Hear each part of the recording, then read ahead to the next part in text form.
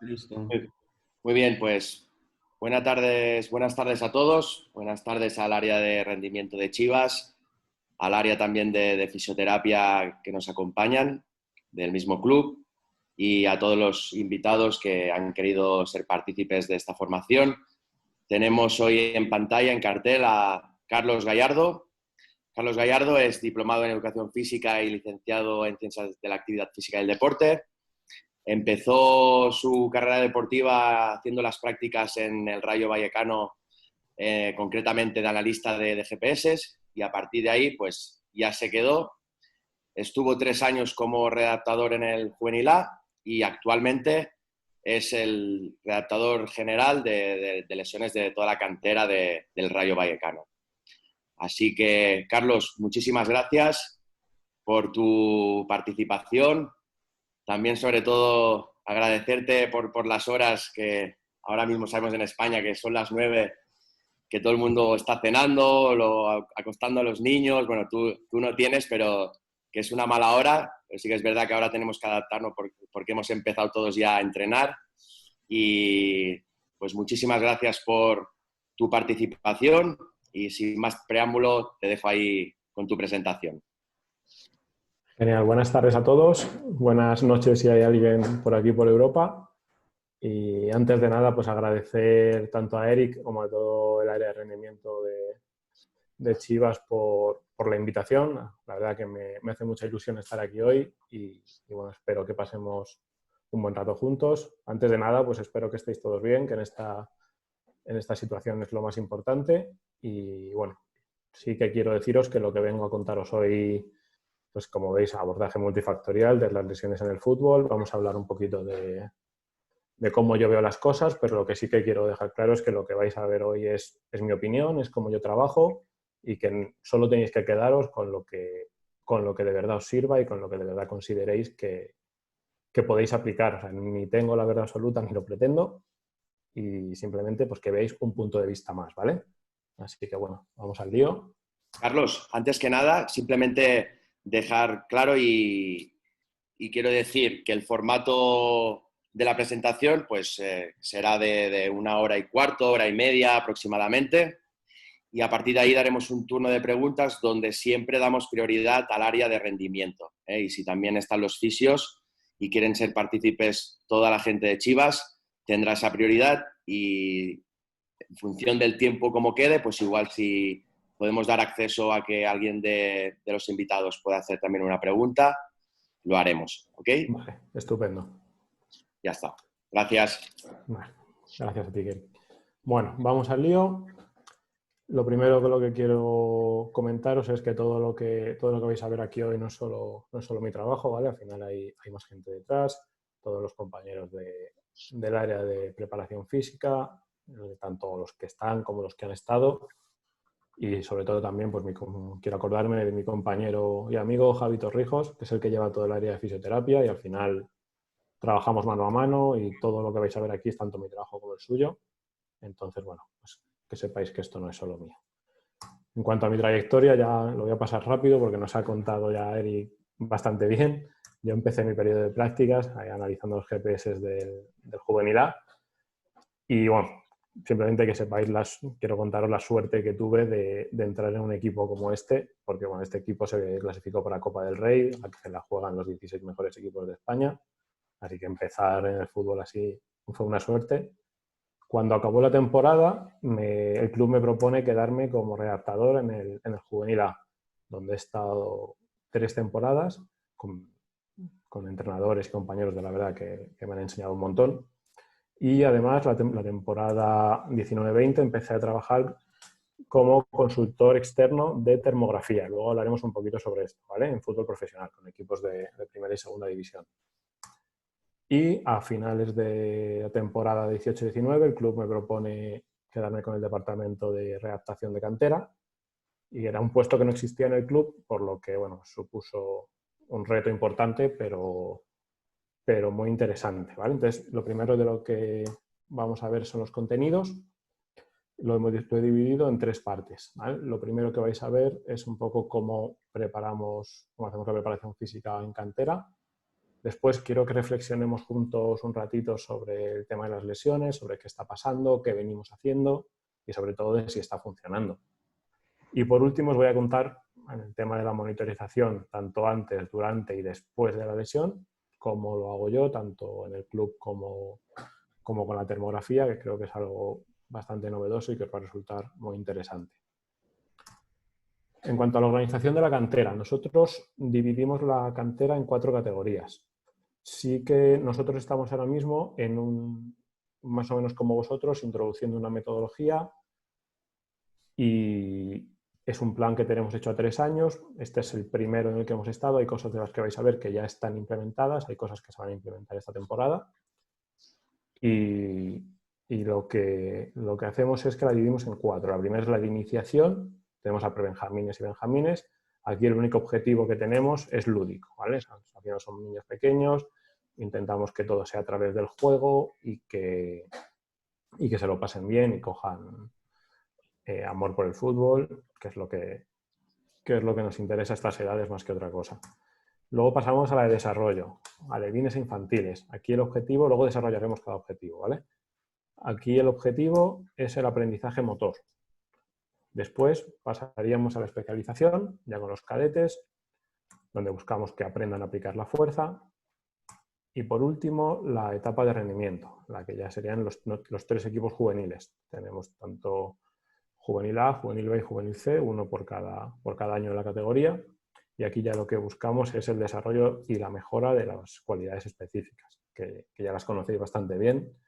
Así que vamos a desarrollar cada una de las fases, ¿vale? La primera, como es todo lúdico, la vamos a saltar y vamos a pasar directamente a la de desarrollo, donde lo que buscamos, como veis, es la familiarización y el objetivo es el aprendizaje motor. Aquí lo que buscamos sobre todo es que los niños aprendan los patrones de movimiento básicos, totalmente inespecífico, como podéis ver aquí, la especificidad es muy baja, pero lo que buscamos precisamente es eso, que cuando más adelante tengamos que aumentar la especificidad y hagamos cosas más parecidas a lo que viene a ser el fútbol, que estén preparados y que sepan cómo moverse.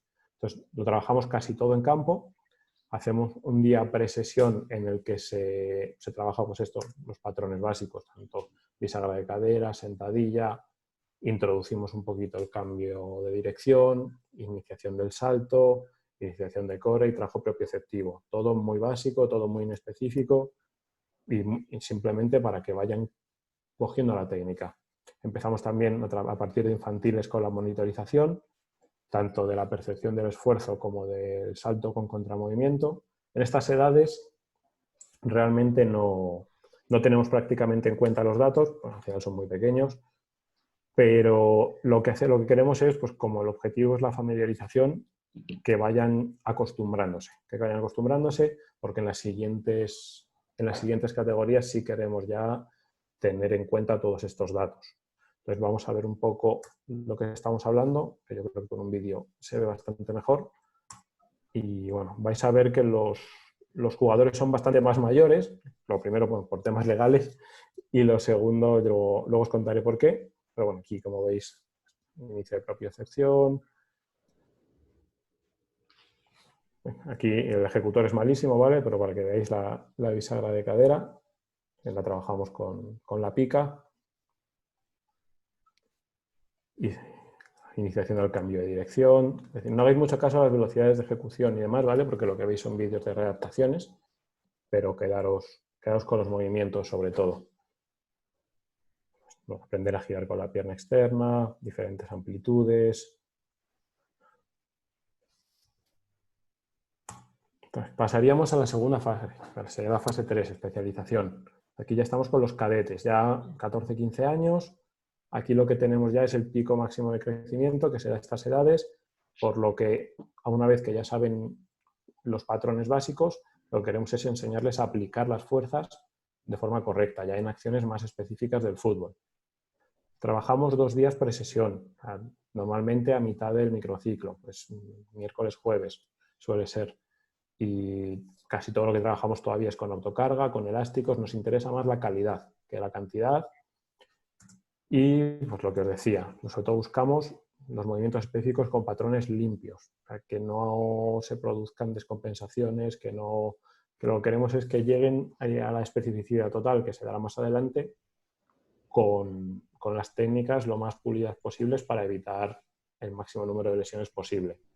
Entonces, lo que trabajamos son aceleraciones, deceleraciones, pues, cambios de dirección, ya si metemos saltos y aterrizajes, incluso un poquito de pliometría, trabajo de core ya un poquito más específico, y empezamos con el trabajo estructural, ¿vale? Porque ya aprovechando que están en pico de crecimiento, pues que esa musculatura crezca y se adapte a lo que va a necesitar más adelante. En cuanto a la monitorización, que luego os comentaré más cosas, pero aquí ya sí tenemos en cuenta tanto la percepción subjetiva del esfuerzo, que lo hacemos de forma diaria, como el salto con contramovimiento, que se hace de forma semanal sobre todo para valorar la fatiga y para ir viendo cómo el jugador va mejorando a lo largo de la temporada.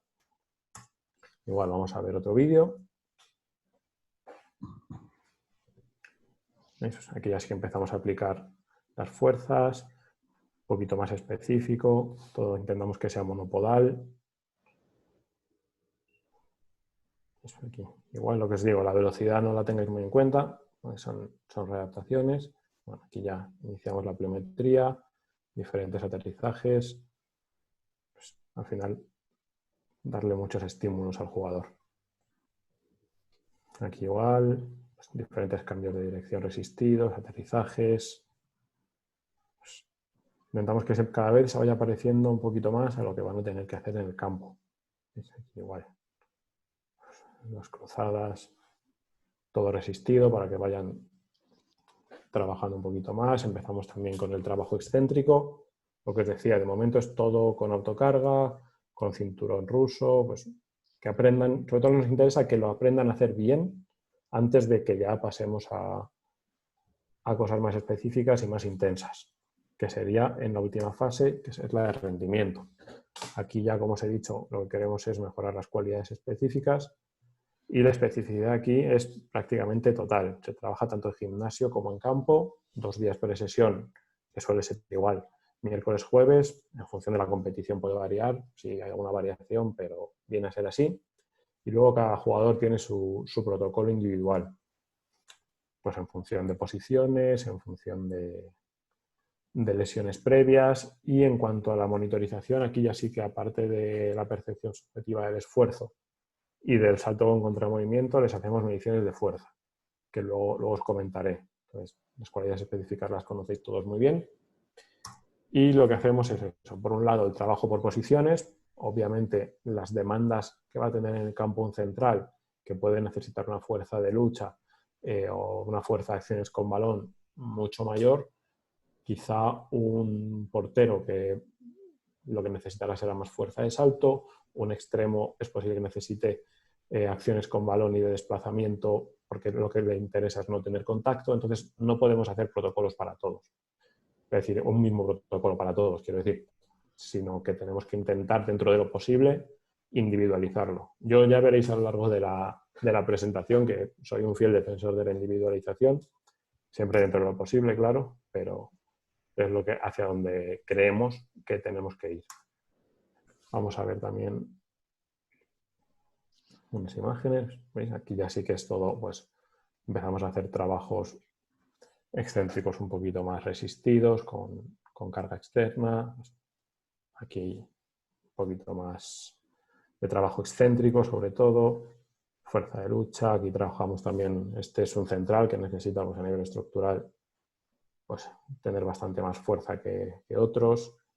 Aplicamos también las gomas para esa fase excéntrica.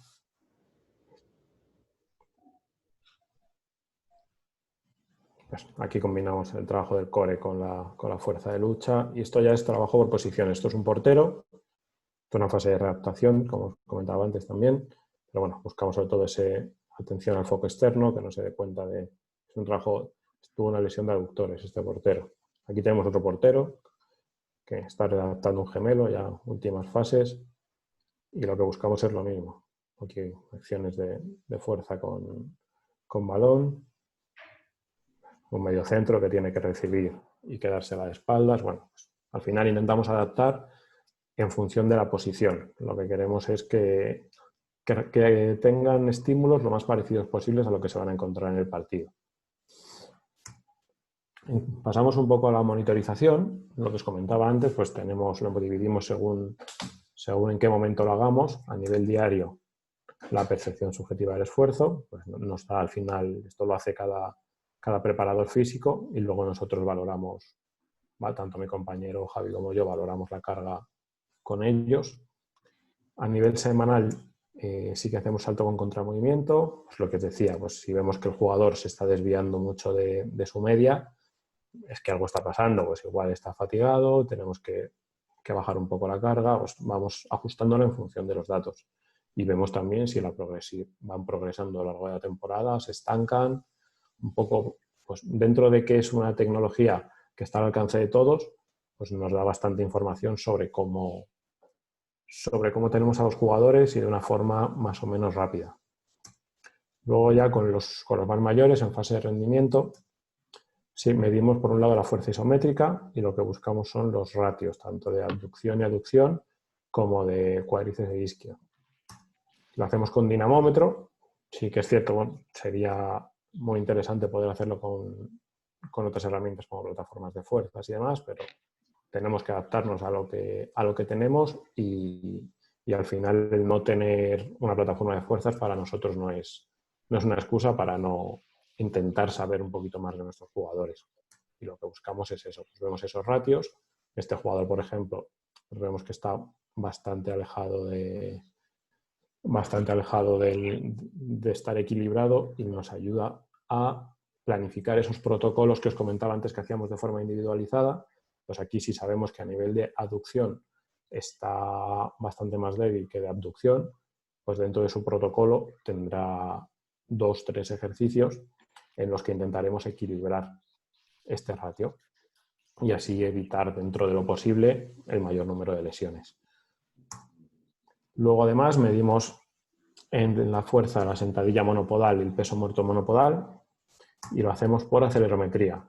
Os digo lo mismo, posiblemente no sea la herramienta más precisa del mundo, pero a nosotros nos da bastante más datos que solo tener los datos de isometría y nos permite también hacer un entrenamiento basado en la velocidad. Entonces, es una herramienta que consideramos muy interesante. Aquí, por ejemplo, veis una gráfica de potencia. Esto es de todo un equipo. Pues aquí veis las diferentes, vemos la potencia que tiene tanto pico como media de una pierna y de otra, y en función de estas diferencias que tenemos entre miembros, pues igual sabemos también los que tienen un déficit de potencia e intentamos dentro de sus protocolos individuales que esto se iguale y evitar dentro de lo posible esas descompensaciones. Y medimos tanto la potencia como la fuerza y la velocidad. Y tomamos pues, decisiones de cara a los protocolos individuales en función de las necesidades de cada uno. Quizá hay alguno que necesita trabajar más la fuerza porque tiene un déficit de fuerza, alguno que lo que necesita es aplicarla más rápido, o quizá hay algunos que tienen todo muy bajito, entonces tienen ciertos ejercicios orientados a cada una de las cualidades. Vale, entonces nosotros, como os he comentado antes, somos fieles defensores de la individualización y lo que necesitamos saber justo cuando llegué yo, mi compañero Javi ya llevaba una temporada y necesitamos saber qué estaba pasando en la cantera. Pues sí que es cierto que yo he estado 3 años en el Juvenil A, pero al final cuando estás en un equipo ya ves que estás muy centrado en tus jugadores y tampoco éramos muy conscientes, o yo por lo menos, de lo que estaba pasando en el resto de categorías.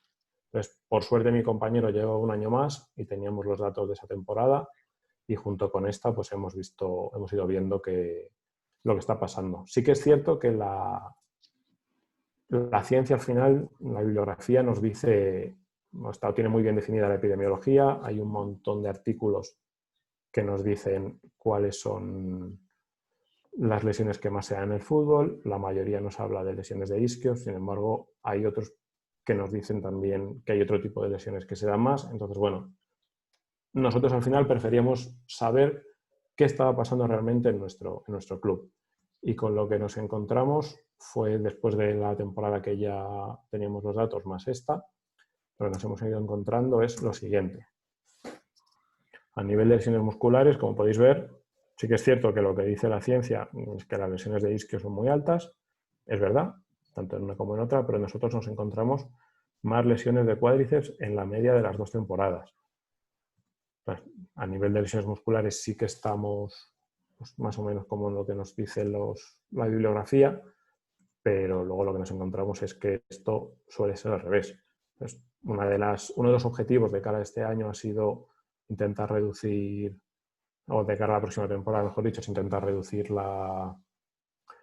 el número de lesiones de cuádriceps. Ya se han implementado bastantes trabajos preventivos enfocados también al cuádriceps y no solo al isquio, que es lo que nos venía diciendo la ciencia que más se daba. Pero bueno, al margen de esto, que si realmente vemos la media, estamos saliendo a una media de 2-3 lesiones por equipo al año, que tampoco es una media que te va a asustar. Lo que nos preocupaba fue esto. En tanto esta temporada como la temporada pasada hemos tenido cada una 4 lesiones de ligamento cruzado anterior, que nos preocupa ya no solo por la duración de la lesión, sino porque estos jugadores con sus edades, esto sobre todo ha sido en categoría 1 en cadete, el resto juvenil, y nos preocupa porque a nivel psicológico también para el jugador luego la recuperación es muy difícil, no es lo mismo que un jugador profesional que tiene muy claro a lo que quiere, entonces sí que le damos mucho énfasis a este tipo de lesiones. Entonces vamos a seguir hablando un poco de las lesiones y lo que quiero ahora es que reflexionemos un poquito y veamos lo que se está haciendo, lo que no se está haciendo, y como la ciencia nos dice pese a que en nuestro club no es así, la ciencia nos dice que la lesión que más se da es la de isquiosural. Entonces vamos a hablar un poquito sobre ella, y sabemos que bueno, las 2 mecánicas lesionales por excelencia de este tipo de lesiones son durante el sprint en el high speed running, que se lesiona la cabeza larga del bíceps femoral. Aquí tenemos un ejemplo mítico, cuando le disparan desde la grada a Henry y cae fulminado. Y luego la segunda que más se da es por sobreestiramiento. Como podemos ver aquí, fue muy sonada también la lesión de Harry Kane. En el momento de golpeo se produce sobreestiramiento y el semimembranoso rompe. Sabemos también que hay más mecánicas, obviamente. Tenemos también por frenada, una frenada muy brusca, o incluso un taconazo, como le pasó a Dembélé contra el Getafe. Pero bueno, estas son las 2 que más se dan. Y dentro de esto, la que más encontramos y la que nos dice la bibliografía es durante el sprint. Entonces, quiero que analicemos un poco la situación de este tipo de lesión. Sabemos que se produce, según nos dice la bibliografía, en uno de estos 2 momentos. Pero claro, hay teoría que nos dicen que se produce en la fase inicial del contacto, en el early stance, que es el que llama la bibliografía, y se produce pues, por una absorción y transducción de fuerzas de un músculo que al final es biarticular, que está trabajando tanto a nivel de cadera como de rodilla, y en la absorción del impacto pues, no soporta esa tensión.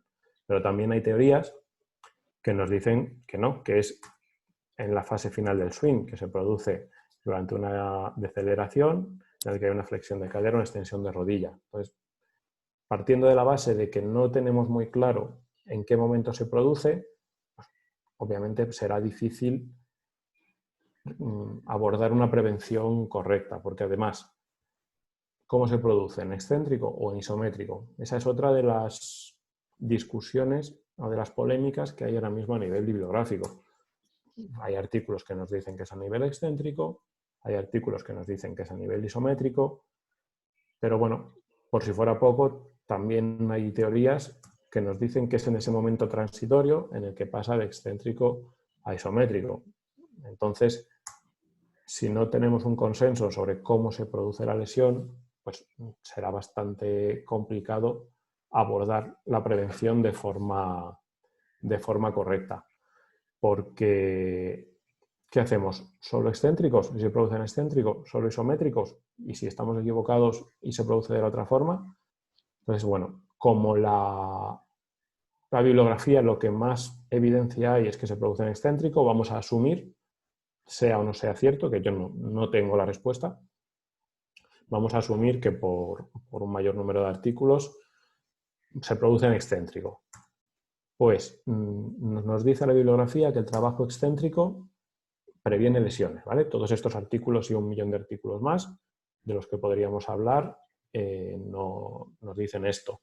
Yo al final no me voy a parar en cada uno de ellos porque yo normalmente estoy en el otro lado de las ponencias, suelo ser el que ve la ponencia más que el que la da, y pese a que me gusta mucho leer artículos y saber y estar muy actualizado, al final, como yo los leo, no me gustan las ponencias que están basadas únicamente en artículos científicos. Entonces no me voy a parar mucho en ellos.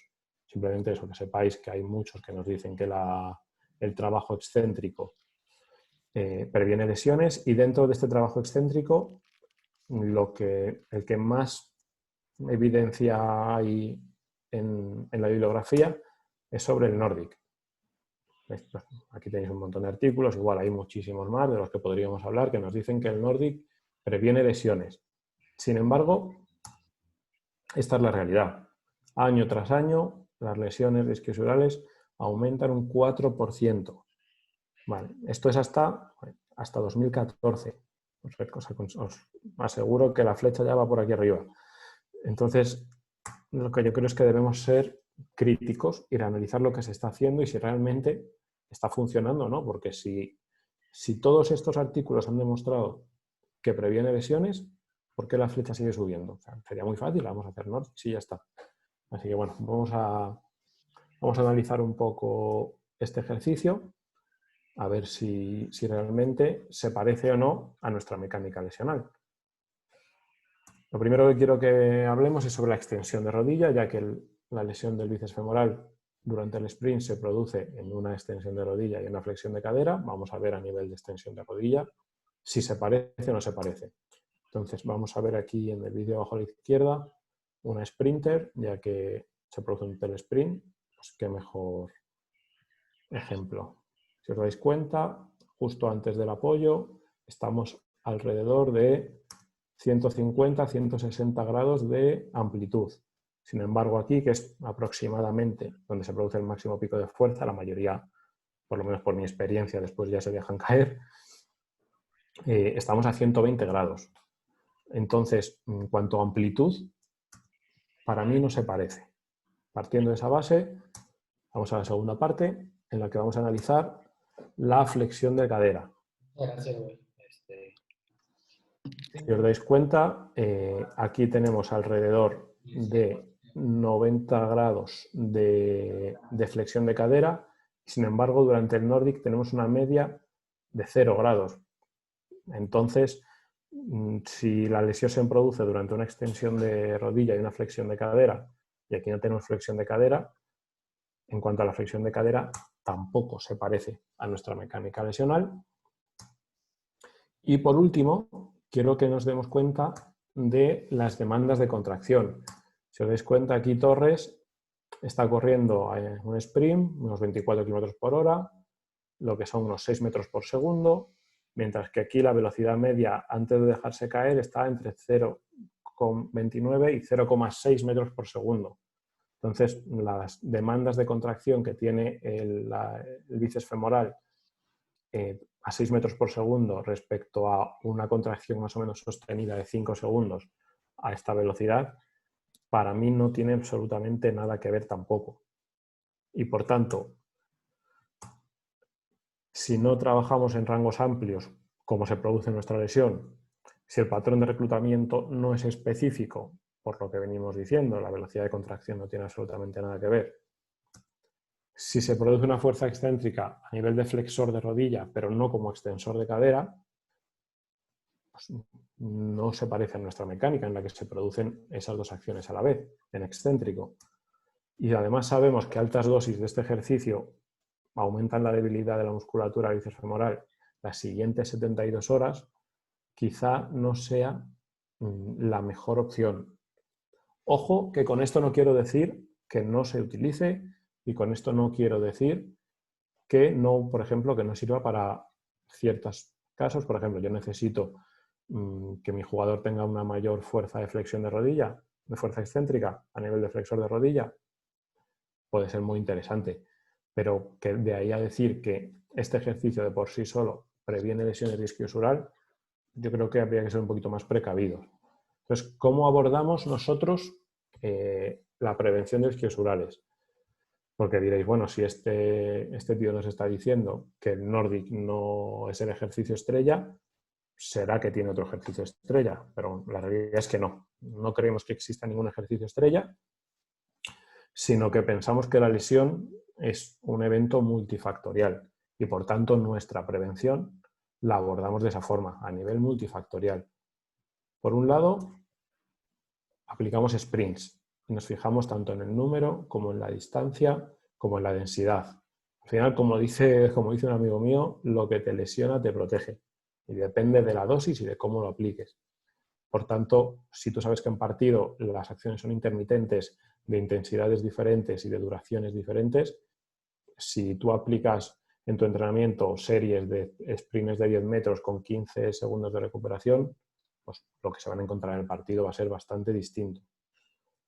El segundo punto es la fuerza. Yo soy un enamorado del trabajo de fuerza, por eso no quería que malinterpretaseis el análisis de los Nordics. O sea, yo considero que la fuerza es muy importante, pero que no es el único factor a tratar. Entonces, aquí, como veis, metemos trabajo muy variado, dominante de cadera, dominante de rodilla, algunos en los que se producen ambas contracciones, como por ejemplo este que viene aquí. Aquí estamos viendo que hay una extensión de la rodilla y una flexión de cadera, toda la musculatura que estabiliza, aquí los aductores. Al final, esto es una interacción continua de cadenas musculares. Por lo tanto, trabajar solo un movimiento, trabajar solo un músculo no nos va a servir para mucho. Entonces intentamos dar una variabilidad lo más alta posible. Sabemos también que la movilidad interviene en este tipo de lesiones. Por tanto, todos los jugadores que consideramos que lo necesitan, les aplicamos protocolos individuales de movilidad de cadera, en este caso, lo que estáis viendo. Por otro lado, el control motor para nosotros es fundamental, por lo que intentamos que todos nuestros jugadores tengan una técnica lo más correcta posible. Aquí tenéis un pequeño ejemplo nada más.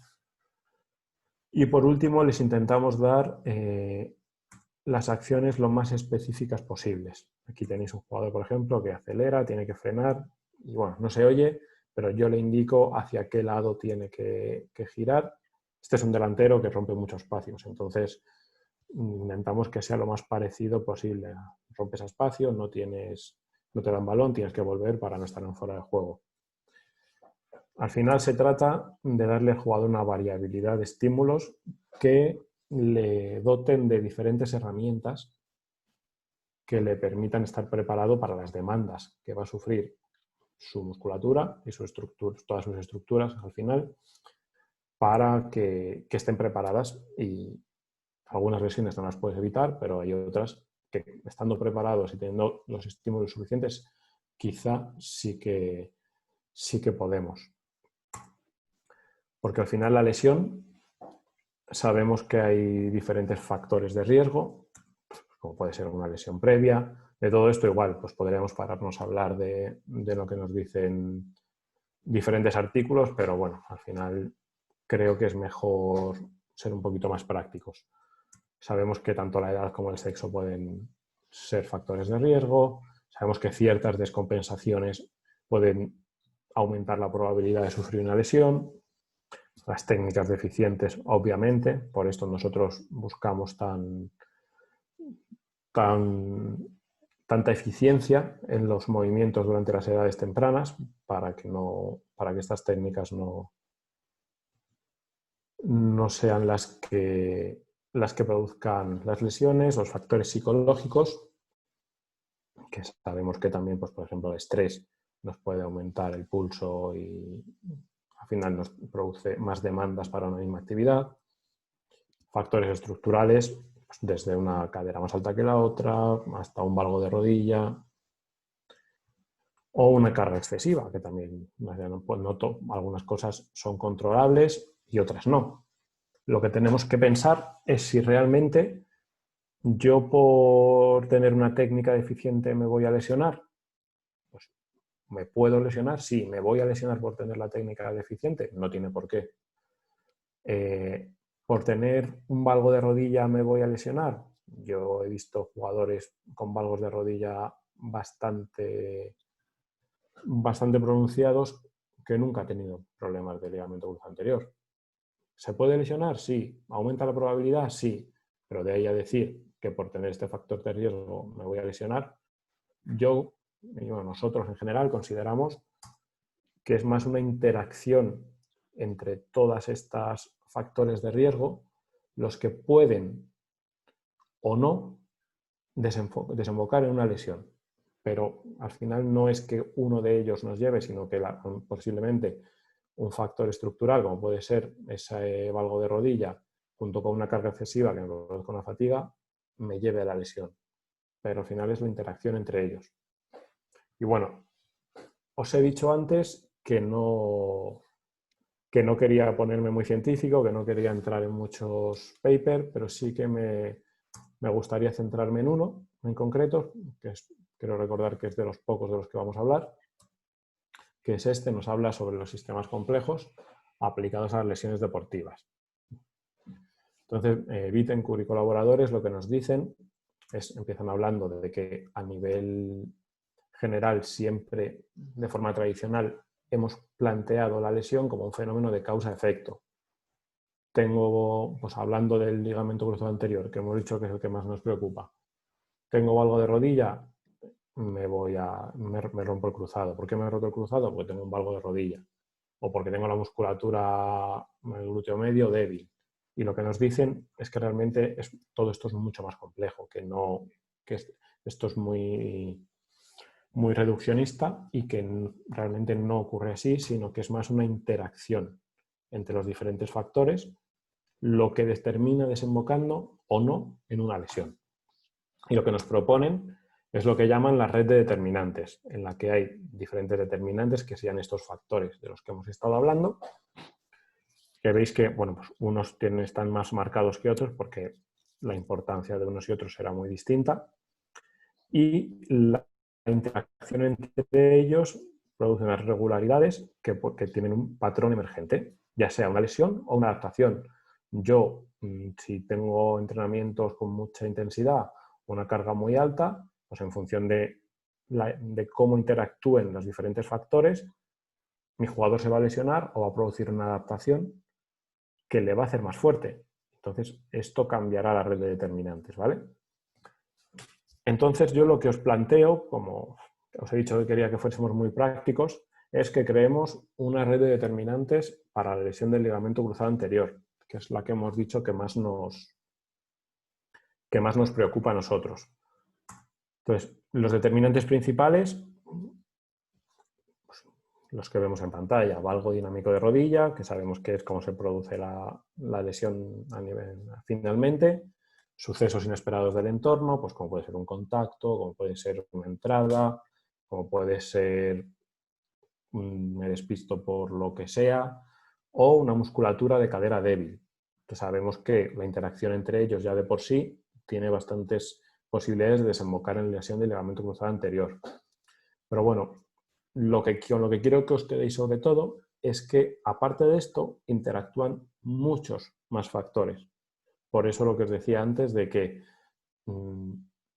trabajo el glúteo medio para prevenir lesión del ligamento cruzado anterior.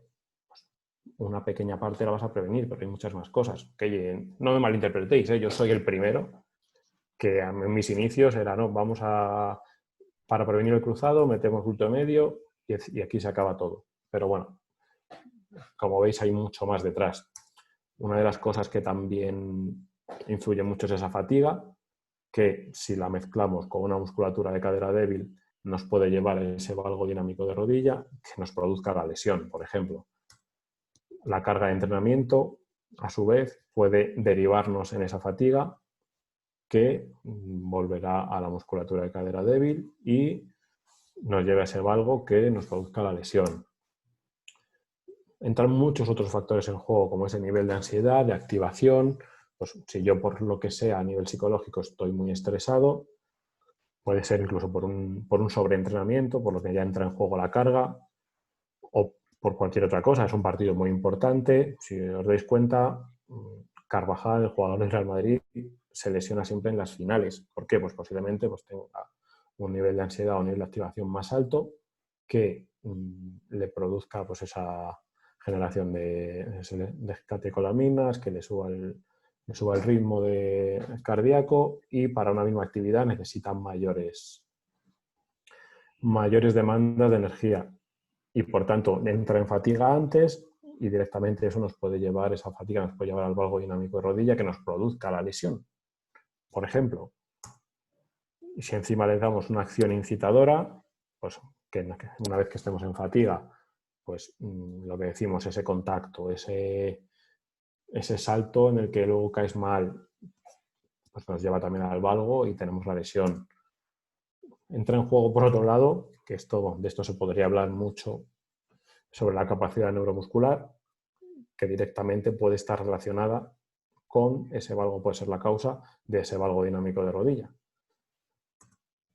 Y si además le sumamos que exista una lesión previa al ligamento cruzado anterior, que pues, la ciencia nos dice que es un factor de riesgo bastante importante, pues por un lado nos puede derivar en que exista una capacidad neuromuscular deficiente y eso nos lleve a ese valgo. Pero por otro lado, siempre imaginaos, return to play después de 9 meses de cruzado. Pues el nerviosismo del jugador por no volver a lesionarse puede ser muy alto, lo cual puede derivar en que esté más cargado, pues quizá por una sobreprotección de esa rodilla, o que directamente ese nerviosismo le fatigue, y bueno, pues toda la cadena. Además, la ciencia también nos dice que lesiones previas de isquios o lesiones previas de gemelo son factores de riesgo de una nueva lesión del ligamento cruzado anterior, precisamente al final nuestro cuerpo trabaja por cadenas, no son músculos aislados, entonces cuando un eslabón de la cadena falla, pues puede fallar la cadena completa y llevarnos a esos movimientos deficitarios que nos pueden lesionar. Y si ya metemos en juego una mala pisada que pueda venir pues, por un suceso inesperado, como puede ser un contacto, por una mala capacidad neuromuscular o incluso por una técnica deficiente, nos lleva a ese valgo. Ya tenemos otra forma de lesionarnos. O otras cosas que no podemos controlar, como son el sexo y la edad, que muchas veces también nos influyen en esa debilidad de la musculatura de cadera. Entonces, ya de por sí vemos que la lesión a nivel general, una lesión del ligamento cruzado anterior, y esto se puede aplicar a cualquier lesión que se dé en cualquier deporte, es mucho más compleja que, claro, te has roto el cruzado porque no tienes la suficiente fuerza en el glúteo medio. Es mucho más difícil, pero es que, como os he dicho antes, además, yo que soy muy de individualizar, lo que os propongo es que ahora vamos a meter las variantes del jugador. Imaginaos que además de todo esto, nuestro jugador tiene una falta de sueño por problemas personales, por lo que sea, pues va a afectarnos a la capacidad neuromuscular, lo cual nos puede llevar a la lesión. Va a afectar a que para una misma carga de entrenamiento propuesta, una misma carga externa, la carga interna sea mucho más alta, incluso entre en sobreentrenamiento, lo cual nos aumente ese nivel de ansiedad, nos acelere más la fatiga y en cuanto haya una acción incitadora, valgo dinámico de rodilla y lesión. Por poner un ejemplo. Terreno de juego, que además es algo que no podemos controlar y que nos puede llevar a una mala pisada, nos puede llevar a una carga de entrenamiento mayor, nos puede llevar directamente, porque se ha demostrado que el paso de los jugadores que pasan de jugar en césped artificial a césped natural tienen mayor riesgo, tienen mayor valgo dinámico de rodilla, imagino que por la absorción de los impactos. Y el terreno ya de por sí nos puede, si no estamos acostumbrados a un tipo de terreno, nos puede fatigar, lo cual nos puede desembocar en toda la cadena hasta que lleguemos a la lesión. Añádele que nuestro jugador asumimos que es muy profesional, pero imagina que tampoco se está alimentando bien. Todo esto es lo que hablamos del entrenamiento invisible tan famoso. Pues una mala nutrición nos puede llevar a que la capacidad neuromuscular no sea la apropiada, nos puede llevar a una mayor fatiga porque no recupera los sustratos necesarios de un día para otro. Podemos añadirle pues, que el ROM del jugador sea limitado, lo cual puede estar relacionado también con esa debilidad de la musculatura de cadera, puede estar o no relacionado con su edad y que nos lleve otra vez a la lesión. Y si hablamos ya de factores psicológicos, ya no solo por una vuelta de lesión, sino pues lo que hablábamos, partido importante. Tengo otras cosas en la cabeza, no todos los jugadores son iguales. Entonces, lo que quiero que entendáis con todo este lío que os acabo de hacer es que una misma lesión va a ser muy distinta entre jugadores y que lo que para unos será muy importante, para otros no tanto. Entonces, estos determinantes de los que hemos estado hablando tienen unas características. La primera es que son dinámicos. O sea, en función de las circunstancias, unos u otros entrarán en juego, saldrán del juego o tendrán mayor o menor importancia. Un ejemplo claro es la carga de entrenamiento. El día 1 de pretemporada, la carga de entrenamiento no será un determinante para la lesión. Yo directamente lo quitaría de mi red. Sin embargo, entrarán otros en juego, pues como esa capacidad neuromuscular que será deficitaria, y sobre todo ahora, por ejemplo, con estos parones que hemos tenido. Y sin embargo, en la jornada 35, pues posiblemente la carga de entrenamiento será bastante más importante en mi red que esa capacidad neuromuscular o deficitaria que, si he ido haciendo mi trabajo más o menos bien, no va a existir o va a ser reducida. Además, son interdependientes. ¿Qué quiere decir esto? Que un cambio en cualquiera puede modificar el resto. Es lo que hablábamos antes de los factores psicológicos. Si yo estoy nervioso, estoy estresado, pues al final mi sistema nervioso simpático genera más catecolaminas y para una misma actividad necesito gastar mucha más energía, lo cual me va a fatigar antes y me puede llevar antes a una lesión. Entonces, un pequeño cambio a nivel psicológico, por ejemplo, puede cambiar muchas otras cosas. Además, son específicos del deporte. Cada deporte tendrá sus determinantes. Pues, por ejemplo, en el artículo que os enseñé antes, hacen una comparación entre la red de determinantes del cruzado en el baloncesto y en el ballet. Pues, obviamente, en el ballet los eventos inesperados del entorno no existen, por tanto no será un determinante. Sin embargo, habrá otros que entren en juego. Y además, cada determinante tendrá una relevancia específica según el deportista. Entonces, algunos tendrán más peso que otros, por ejemplo, las lesiones previas. Si mi jugador no tiene lesiones previas, pues no será un determinante importante. Sin embargo, en otro puede ser uno de los más importantes. También dependerá de cómo se haya recuperado, incluso los jugadores con la misma lesión. Si la recuperación ha sido diferente, pues la relevancia de este determinante será distinta. Por lo tanto, lo que quiero que os quedéis es con eso, con que la lesión tiene una perspectiva multifactorial. Depende de muchas cosas, no es causa-efecto. Entonces, después de esto que os he contado, ¿cómo lo aplicamos?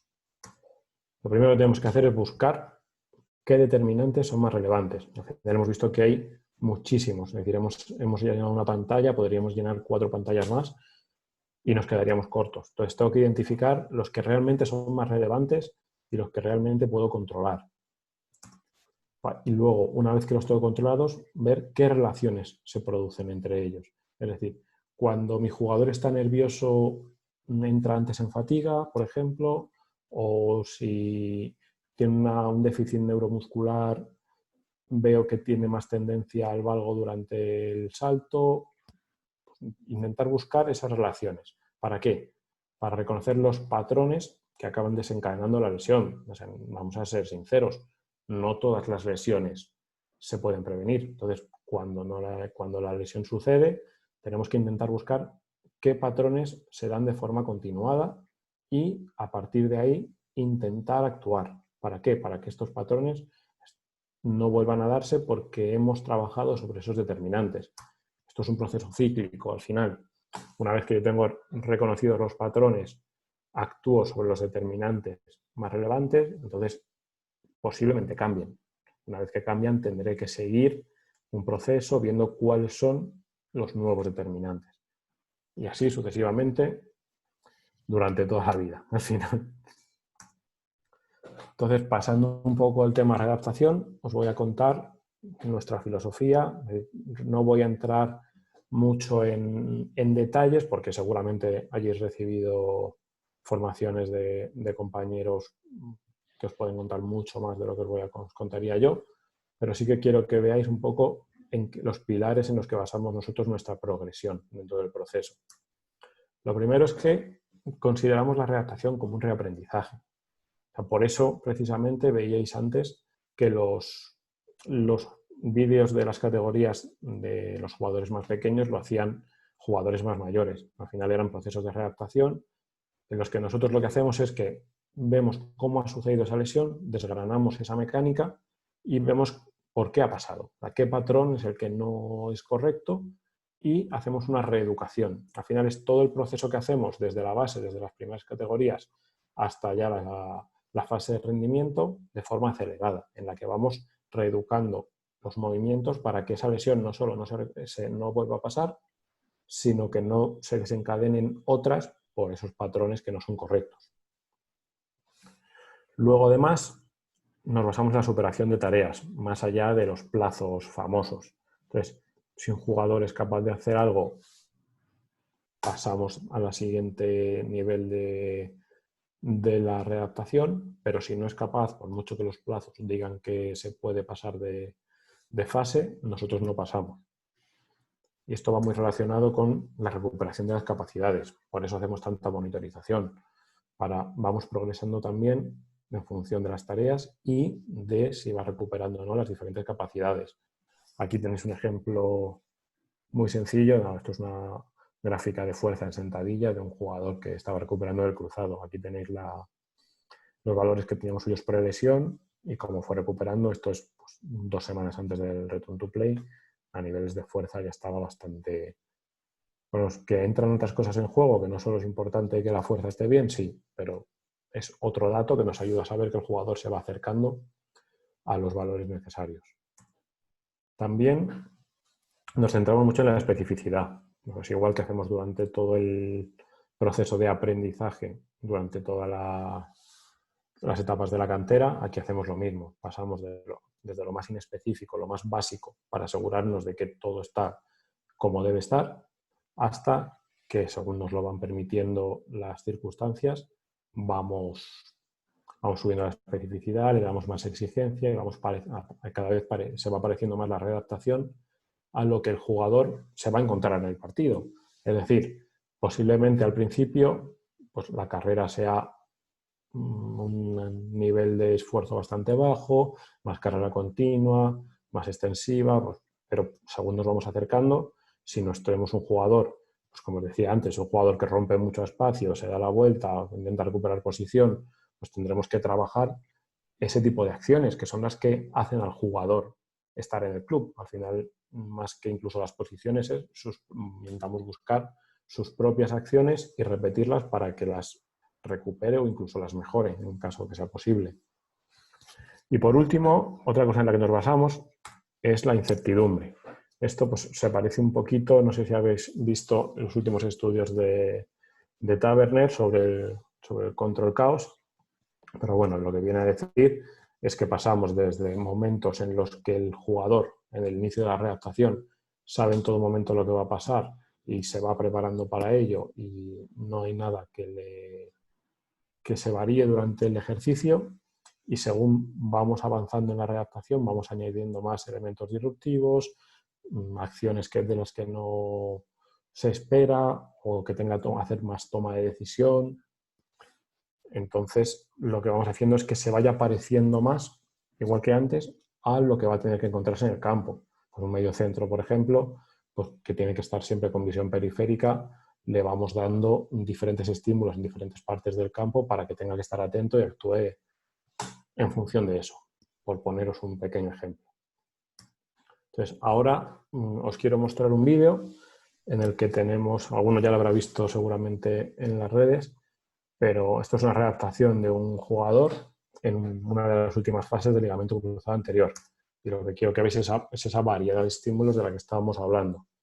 Aquí buscamos, por ejemplo, que aterrice centrándose en un foco externo, que no esté atento de cómo apoya. Pues aquí igual diferentes tipos de salto con diferentes aterrizajes. Aquí igual pues un foco externo que además le desestabilice y le obligue a trabajar también el core. Al final que se vaya pareciendo más a las diferentes exigencias. Aquí pues igual tracciones y pivotaje sobre la pierna lesionada. Trabajo excéntrico. Lo que hablábamos antes, al final dotar al jugador de una variedad de estímulos. Aquí yo le voy indicando al jugador, no se oye, pero yo le voy indicando al jugador cuando se da la vuelta. Pues, trabajo de fuerza excéntrica para el cambio de dirección.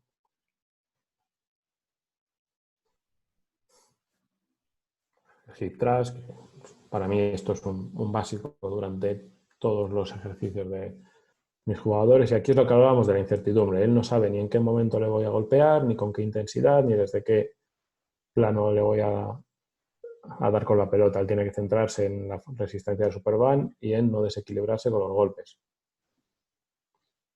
Si os dais cuenta, justo lo he parado ahí porque es capaz de apoyar después de un golpe con el fútbol sin que se produzca ese valgo, que es al final lo que nosotros buscamos ahí. Entonces, una vez que hemos hablado de esto, os voy a contar un poquito cómo entiendo yo que debe ser la monitorización. Quizá haya cosas que vosotros no haríais, hay cosas que se pueden hacer mejor, hay herramientas mucho más útiles que las que yo utilizo, pero bueno, como os decía al principio, esto es lo que tenéis que ver como un punto de vista, uno más, y quedaos con lo que creáis que podéis utilizar o que os pueda servir. El resto descartadlo, porque si cada vez que veo una ponencia me quedo con todo lo que hace cada uno, lo que voy a hacer es tener 150 variables por ejercicio. Entonces, quedaos con lo que de verdad creáis que os resulta interesante.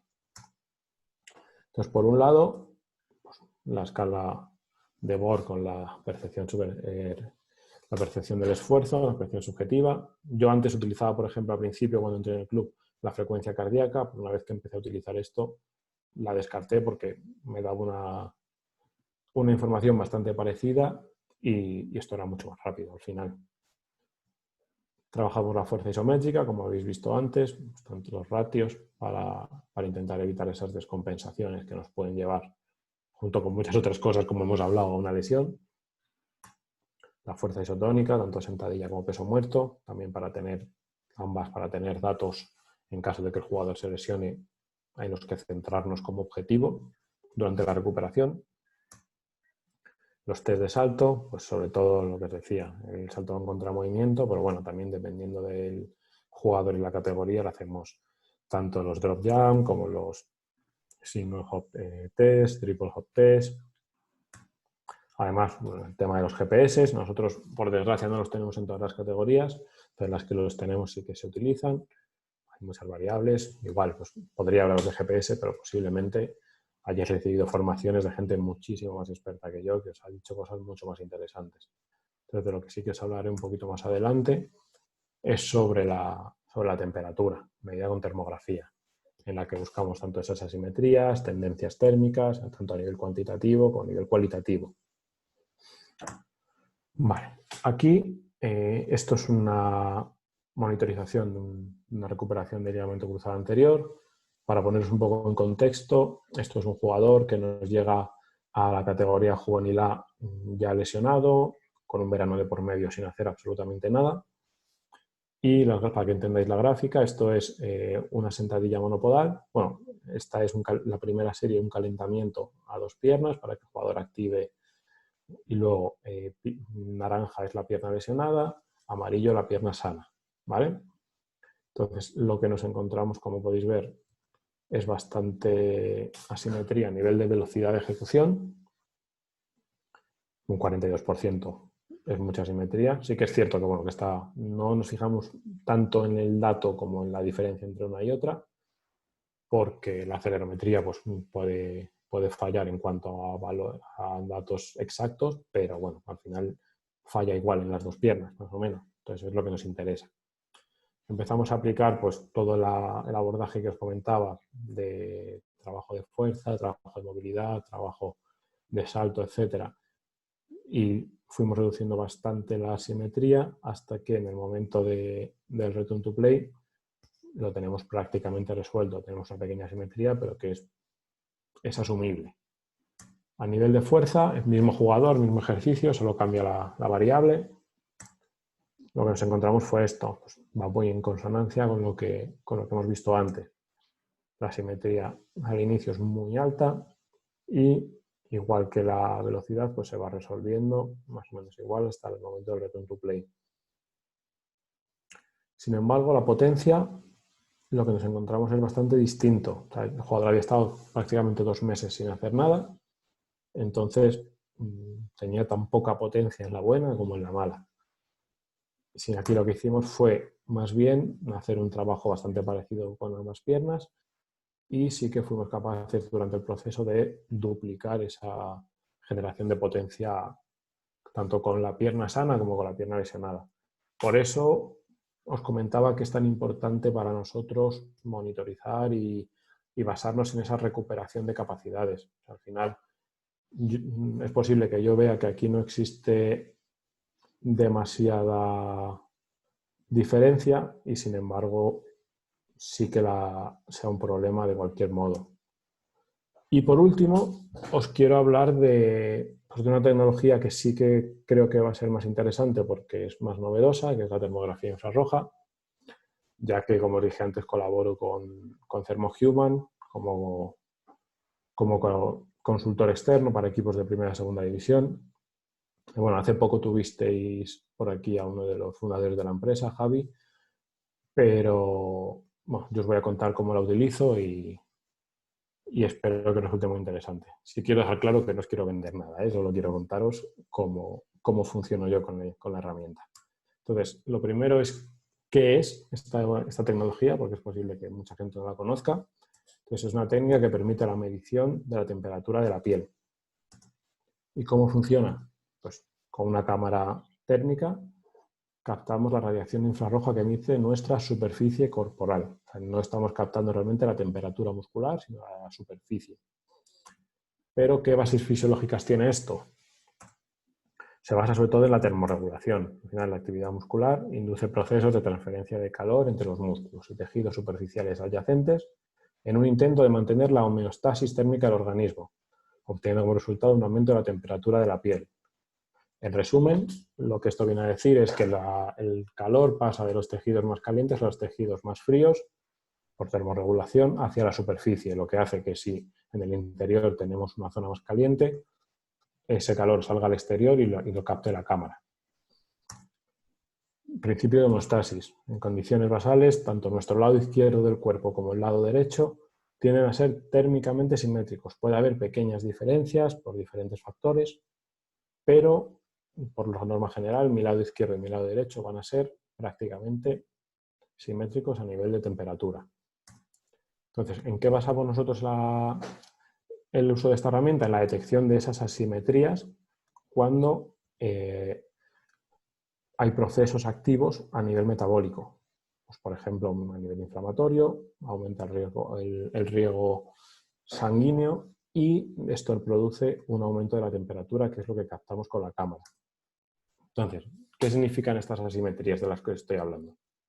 Pueden ser hipertérmicas, es decir, mayor temperatura. Puede haber un proceso inflamatorio, ya sabemos que cuando esto ocurre aumenta el flujo sanguíneo en la zona, por tanto se produce una activación metabólica. Esto lo que hará será que la zona se caliente y el calor salga a la superficie. Un buen ejemplo es toda esta cadena posterior, sobre todo a nivel isquiosural. Vemos que en comparación con esta está bastante más caliente. Aquí el jugador no sentía absolutamente nada, pero hay un proceso metabólico activo, posiblemente una fatiga muscular o incluso pequeñas, las microroturas que se supone que aparecen con las agujetas, pues que se esté produciendo ese proceso metabólico de regeneración que aumenta el flujo sanguíneo en la zona y por tanto aumenta la temperatura. Aunque el jugador no sienta nada, no significa que el jugador le duela ni nada por el estilo. Entonces, ¿cómo podemos utilizar estas asimetrías hipertérmicas? Pues para monitorizar la carga. Y obviamente ya simplemente viendo esta imagen entiendo que esta zona no está igual que esta. Entonces posiblemente esté más cargado el jugador. Puede haber una inflamación en el tejido que después de ver la foto me sirva para investigar un poco más, hacer quizá una prueba de imagen o saber qué está pasando. También para saber si mi jugador está o no recuperando tanto de una lesión como simplemente de la carga de entrenamiento. Si yo aplico la misma carga en ambas piernas y llego al día siguiente y veo que el jugador no ha recuperado igual, pues pienso que algo puede estar pasando en esta zona, lo que me lleva a investigar, como os comentaba. Saber si si hay fatiga muscular, pues lo mismo, que aumente esa activación metabólica para intentar recuperar los tejidos. Y también la detección de compensaciones. Hablaremos un poquito más adelante de esto, pero también puede que haya mecanismos de sobreprotección. Por poneros un ejemplo, que a este jugador le esté doliendo la rodilla y que para no cargar el peso lo esté cargando todo en la otra pierna. Entonces se va a fatigar mucho más, entonces el proceso metabólico de recuperación de esos tejidos será mucho mayor. Pero es que también pueden ser hipotérmicas, es decir, que esté más frío. Entonces, esto nos estará hablando de un proceso degenerativo, de un proceso compresivo, que reduce el flujo sanguíneo en la zona por una falta de actividad metabólica, por una falta de actividad nerviosa, quizá ambas. Aquí tenéis la misma zona 36 horas después de la lesión. Como podemos ver, la respuesta es totalmente hipotérmica. Vemos que está mucho más frío. La razón por la que está mucho más frío no está todavía del todo clara. Puede ser porque se produzca el sangrado y esa sangre estanca se enfríe. Puede ser por una desinhibición de las fibras para que no sigan rompiéndose.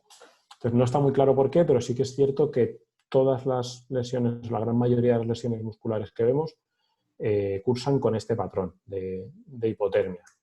Entonces, esto lo podemos ver para saber si existe una falta de irrigación de algún tejido y a partir de ahí realizar mayores pruebas, saber si existe una inhibición nerviosa y lo mismo, pues investigar qué está pasando, saber si hay algún problema, como os decía, nervioso o incluso si existe un proceso de cicatrización que no ha sido idóneo, pues que aparezca una fibrosis en la que no existe el mismo riego sanguíneo, la misma actividad nerviosa que en una fibra muscular sana. Entonces, a partir de ahí vamos investigando. Es decir, lo que quiero que os quede claro es que esto no es una herramienta diagnóstica, pero sí que nos puede ayudar a saber que algo está pasando y a partir de ahí darnos un apoyo para realizar mayores pruebas. Entonces, como podéis ver, los termogramas, que son las imágenes térmicas que nos da la cámara, a través de los colores, de forma rápida e intuitiva, podemos ver cosas. Aquí, por ejemplo, yo veo que esta rodilla no está igual que esta, pero es eso, al final es un color y otro color, no veo mucho más. Sin embargo, esta imagen y esto que veis aquí de datos, al final es exactamente lo mismo. Pensad que cada píxel de la imagen es un dato de temperatura diferente. Si la imagen tiene, vamos a poner, por ejemplo, 5.000 píxeles, tenemos 5.000 datos de temperatura distintos. Entonces, si tuviésemos que ir uno por uno buscándolos, en qué punto está más caliente, en qué punto está más frío, pues seguramente nos volveríamos locos. Entonces, para utilizar esos datos radiométricos, que son numéricos y sobre todo que son objetivos, porque yo aquí veo que está más caliente o que puede estar más caliente o más frío, no sé ni cuánto está más caliente, ni si es un punto concreto. Entonces, lo bueno de los números es que nos da datos objetivos y reales. Entonces, será importante tanto la parte cualitativa de ver qué está pasando, que ya dices, uy, voy a mirar aquí que algo está pasando, como la parte cuantitativa. Y aquí es donde entra en juego, pues como os comentaba, el software de cerca desarrollado ThermoHuman, que a través de una toma de datos con la imagen, con la cámara térmica, nos da las diferentes imágenes y el software, a través de un sistema de visión artificial, nos da un avatar en el que nos está dando esas asimetrías, que divide el cuerpo pues, en más de 98 regiones distintas para ir comparándolas. Luego nos genera un informe que es el que nos permite, en cuestión de 2-3 minutos, entre que tomo las fotos y las paso al software, tomar decisiones y pues, ver si nuestro jugador está en condiciones de entrenar, si no, y quizá reducir esa carga o adaptar el entrenamiento a lo que estemos viendo. Por tanto, lo interesante de esto es que es muy rápido, como os decía, no es invasivo, que también es importante. Hay muchos jugadores que son reacios a las técnicas más invasivas. Aquí ni siquiera hay que tocar al jugador. Y además te da los datos objetivos de esta zona está más caliente, esta zona está más fría y en qué grado. Entonces, ¿para qué podemos utilizar esto?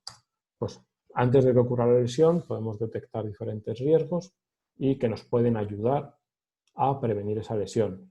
Aquí, por ejemplo, sabemos que esta rodilla está lesionada, ¿vale? Tenemos que está más caliente, pero lo que nos enseña es que lo que os hablaba antes de las compensaciones, posiblemente por una sobreprotección de esta rodilla, que es la que le duele, está cargando mucho en esta zona y nos puede venir otra lesión. Posiblemente bajando la carga o reeducando esa marcha, podamos prevenir que se nos produzca otra lesión aparte de la rodilla que ya le duele. En caso de que no se pueda prevenir, pues lo que nos puede ayudar es a identificar, como os decía antes, qué está pasando. Si sabemos que la lesión muscular, una vez que se rompe la fibra, cursa con hipotermia, si nosotros hacemos la foto y vemos esto, pues podemos decir, venga, vamos a hacer una ecografía, cualquier prueba de imagen para asegurarnos de que realmente está así, pero esto también te da un apoyo para saber de forma rápida lo que puede estar pasando. Y muchas veces incluso ahorrarle al jugador una prueba en la que haya que radiarle, por ejemplo. Y por último, durante el proceso de readaptación, que es donde yo más utilizo la tecnología, para ir viendo cómo esos procesos metabólicos activos, tanto de regeneración como de adaptación durante el entrenamiento, se van resolviendo hasta que volvemos a esa homeostasis térmica que nos indica que el jugador puede estar preparado durante todo el seguimiento de la adaptación. Entonces, ¿cómo se utiliza esto? Pues esto lo que nos da la tecnología es un avatar, lo que os decía, compara tanto el lado izquierdo con el lado derecho, y en función de la diferencia térmica que haya nos va a dar un color u otro. Entonces, si nuestra región izquierda y nuestra región derecha llega un momento en el que rompen esa simetría que deberíamos tener, en este momento generamos una alarma. Y esa alarma, en función del grado que sea, pues haremos una intervención diferente, buscando la razón. Pues quizá haya que reducir esa carga de entrenamiento si creemos que es la razón. Tenemos que adaptar el tratamiento pues, a nivel de fisioterapia. A lo mejor un día tiene que no entrenar y quedarse en camilla. Y si realmente somos capaces de actuar a tiempo, esa diferencia de temperaturas se reducirá y volveremos a esa homeostasis térmica que nos indica que el jugador está en óptimas condiciones. Ahora vamos a seguir con los posoperatorios del ligamento cruzado anterior, ya que es la que más nos preocupa. ¿Veis? Aquí ya simplemente a nivel cualitativo yo veo que esta rodilla no está igual que la otra, está bastante más caliente. Bueno, pues al final si acabas de meter ahí un bisturí, pues es lo más normal del mundo. Pero es que además, si os dais cuenta, la cadena posterior de la pierna contraria está mucho más caliente. Y no vamos a hablar también del pie contrario. Pues aquí es lo que hablábamos de esos mecanismos de sobreprotección en la que estamos cargando el otro miembro y posiblemente se pueda derivar en una lesión por sobreuso. Pero es que además, si no tuviese bastante, en cuanto me voy al avatar de visión artificial, pues ya obviamente podría decir que este chico ha metido la pierna en el horno pues perfectamente, porque tenemos pues, unos niveles de asimetría bastante altos que nos pueden estar diciendo que ya se ha producido, nos está produciendo esa lesión o que el nivel de activación metabólica, que finalmente es lo que vemos, es muy alto y que no sabemos cuánto tiempo va a aguantar esa activación. Entonces, aquí tenéis una evolución durante, justo veis, antes de romperse, si os dais cuenta, la simetría es bastante clara, que son prácticamente iguales. Una vez que se rompe, la temperatura se dispara. Poco a poco, durante 94 días se va resolviendo Y en cuanto se opera, obviamente lo que os decía, pues mete un bisturí, un agente externo, el cuerpo reacciona, genera una alarma y manda para allá a todo el ejército. Y está muchísimo más caliente que la otra. Entonces, aquí el jugador vuelve a sufrir una recaída, por lo que la temperatura otra vez aumenta, pues, por ese proceso metabólico activo. Y en el momento del return to play, como podemos ver, prácticamente puede que haya una pequeña asimetría crónica, pero está prácticamente resuelto. Y si lo comparamos con la percepción de dolor, si os dais cuenta, los picos de temperatura, por lo general, van bastante en consonancia con los picos de dolor, con lo que nos puede estar indicando en qué momento se encuentra en qué fase nos encontramos dentro de cada lesión. Aquí, por ejemplo, tenemos un jugador profesional de primera división, igual es un seguimiento del ligamento cruzado anterior, en el que yo ya aquí, aunque sea así un poco pequeño, ya estoy viendo que esa rodilla y esa no están iguales. Bueno, al final es la rodilla operada, esto es a mitad de la readaptación, no es al inicio, porque fue al final cuando el club decidió que evaluásemos a su jugador. Pero yo también veo que este pie y este no se parecen mucho en cuanto a colores. Pero claro, si nos vamos a los avatares, aquí ya sí que veo cosas bastante más claras. Estoy viendo que esta rodilla, bueno, la primera medición al final, como no tenemos datos previos del jugador, nos sirve solo como una toma de contacto para saber cómo está el jugador. Sí que hay cosas que nos van sorprendiendo, pues por ejemplo, que el pie esté tan caliente, pero claro, lo que no sabíamos es que el jugador está sobreprotegiendo la rodilla, que esto sí que nos dimos cuenta en el momento que aumentaron la carga pensando que estaba todo bien, y vimos que la rodilla se calentaba más y que el pie se calentaba más. Entonces, una vez que se analizó lo que estaba haciendo el jugador, lo que vimos es que no estaba realizando esa flexo-extensión de la rodilla y, por tanto, la absorción estaba siendo se estaba llevando toda el pie y, por tanto, pues el riesgo de sufrir una lesión a nivel de tanto de fascitis o una rotura de alguno de los metas, pues es bastante más alta porque esa carga de entrenamiento no se está asimilando bien. Si os dais cuenta, en esta tercera aquí lo que se decide es darle descanso al jugador. Le dieron una semana, el jugador volvió así, con el pie, imaginamos que no estuvo tumbado en casa, pero a nivel de temperatura en las rodillas estaba prácticamente la asimetría resuelta, por lo que nos dio a pensar que no era tanto una asimetría por la operación, sino porque no estaba asimilando esa carga como se debía. Entonces, el club le adaptó el entrenamiento y ya sí que empezamos a ver que se empezó a resolver tanto a nivel de pie, la rodilla, bueno, una asimetría más o menos aceptable después de una operación de ligamento cruzado. Y aquí ya a partir de aquí empezamos a ver, cuando el jugador empieza a golpear balón y empieza a hacer actividades más intensas, esa activación metabólica que al final lo que nos está diciendo es que la musculatura se está adaptando a las condiciones del nuevo entrenamiento. Pero como podemos ver, a nivel de rodilla no hay una simetría muy, muy, muy alta. Aquí, cuando ya el jugador empieza a hacer entrenamiento de alta intensidad, se activa, pero no es nada totalmente preocupante. Y la última vez que le vemos ya prácticamente está todo resuelto y poco después fue cuando el jugador tuvo el alta. Por eso tenemos que tener tanto cuidado porque la absorción de los impactos, sin estar sobreprotegiendo la rodilla, como nos estaba pasando aquí, nos puede llevar a otras lesiones.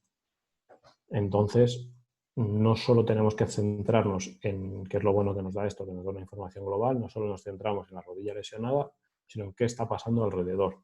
Y posiblemente esto nos ayude a ir adaptando el proceso de readaptación para que no tenga otras lesiones derivadas de malas técnicas de carrera, como estaba pasando en este sentido, por ejemplo. Aquí tenemos otro ejemplo. Esto es otro jugador de fútbol profesional, también operado de cruzado. En este caso es jugador zurdo, operado de la rodilla derecha. Cuando le cogemos, hacemos la primera medición y lo que nos encontramos es esto, la rodilla súper activa metabólicamente y el pie contrario y la cadena posterior contrarias muy activas.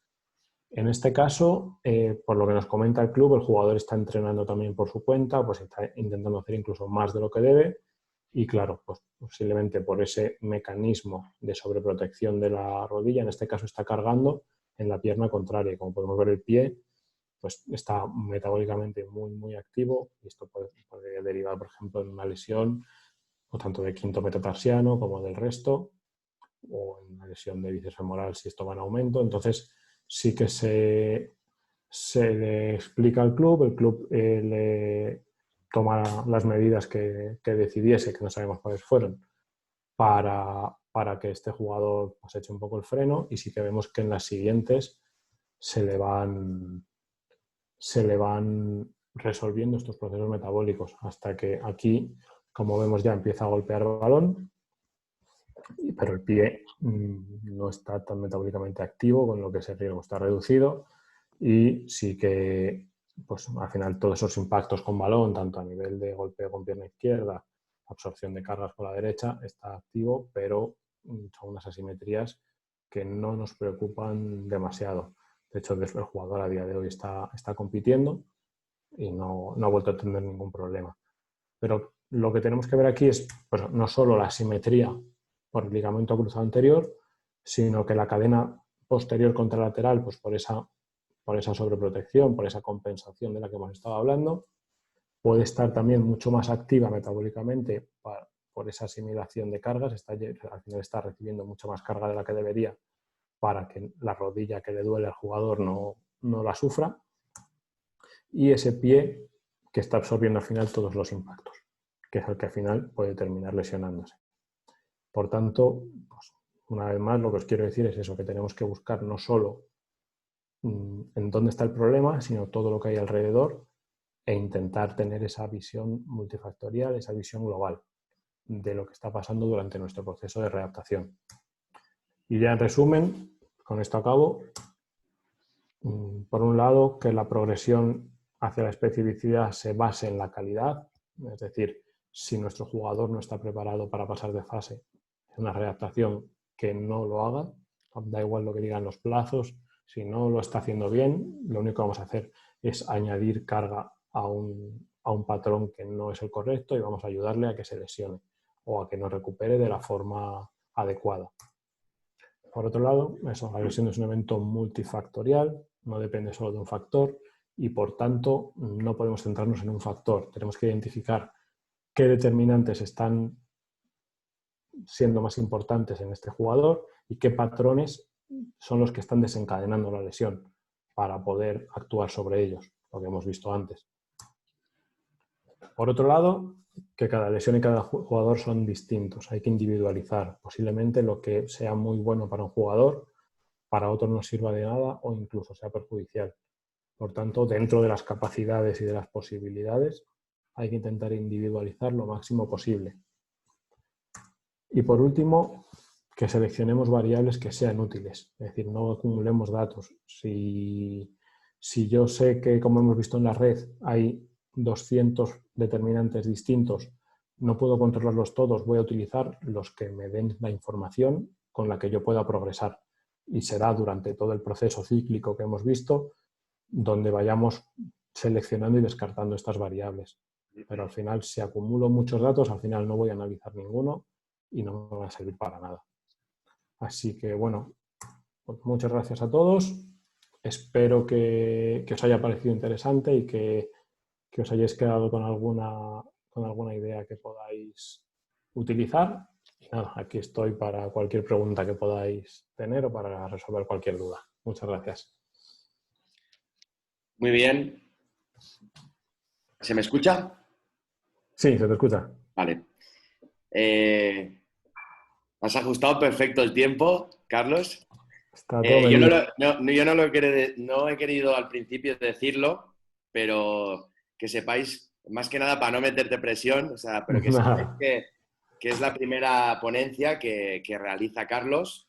Para él era un reto y yo creo que la nota la has dejado muy alta, porque bueno, ayer ya hablando y un poquito comentando la ponencia ya te dije que está súper bien estructurada, muy visual y lo más importante, lo que pedimos siempre, ¿no? Que es el hecho de que, por favor, que los ponentes cuenten pues, lo que hacen, cuenten su día a día, sus inquietudes y que nos compartan su conocimiento.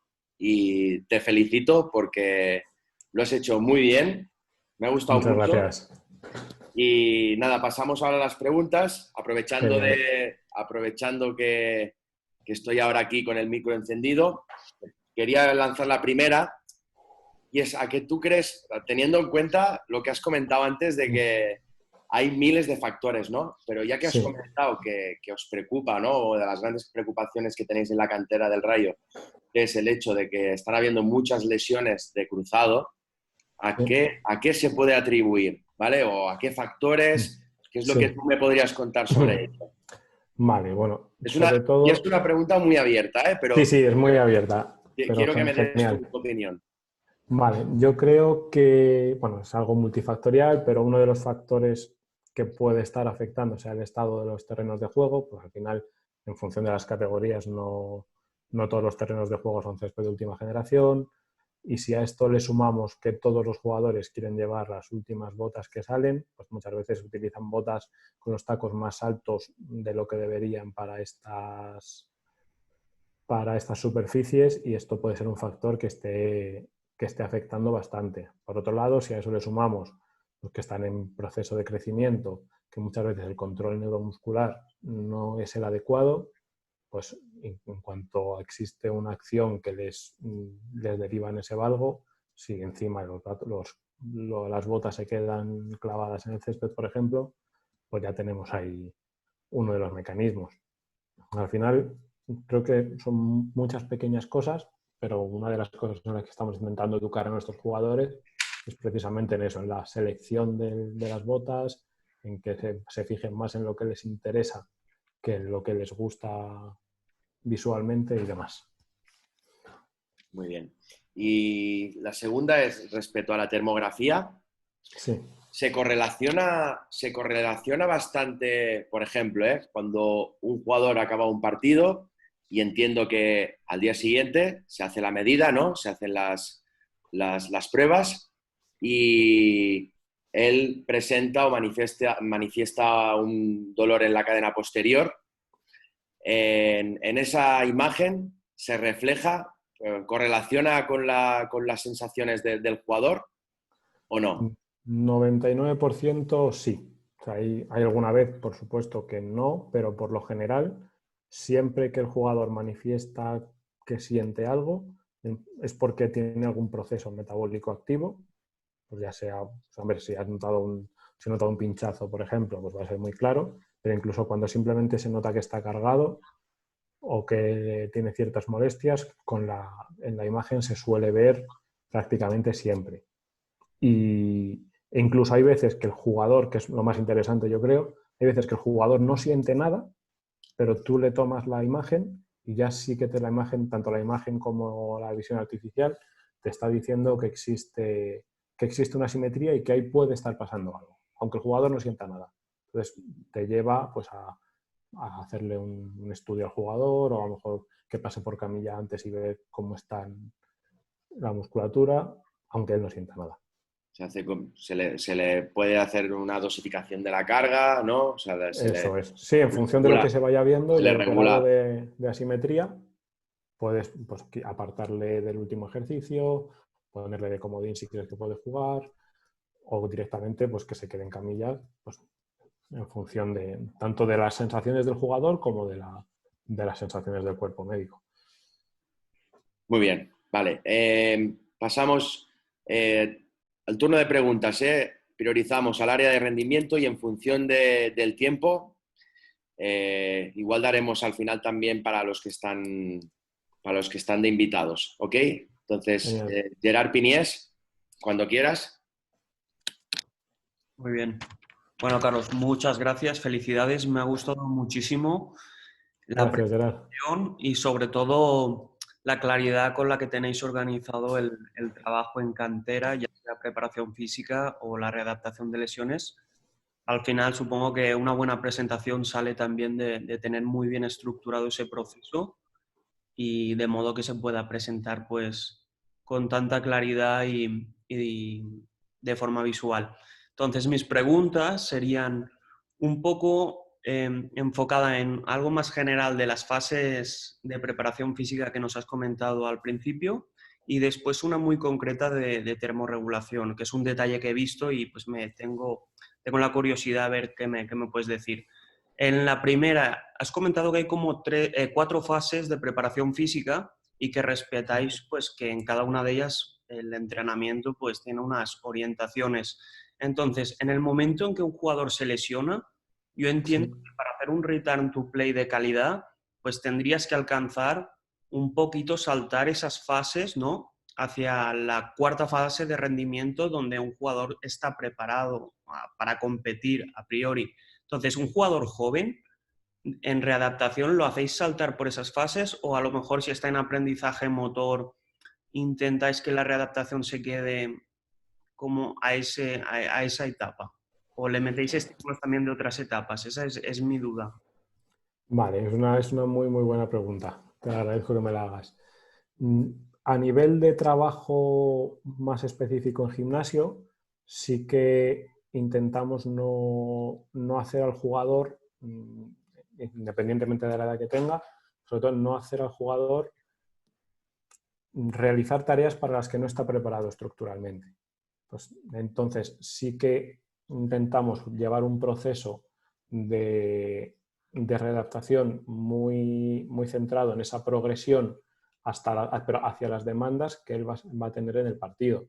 Entonces, a nivel, por ejemplo, de trabajo excéntrico, pues no es lo mismo recuperar un jugador en categoría infantil que recuperar un jugador en juveniles, porque tampoco las demandas que van a tener de trabajo a nivel excéntrico de fuerza van a ser las mismas. Entonces, sí que aplicamos esos estímulos excéntricos, por ejemplo, por ponerte un ejemplo, pero a una intensidad mucho menor. O sea, o a nivel de acciones con balón, por ejemplo, en campo, pues exactamente lo mismo. Nos intentamos adaptar a los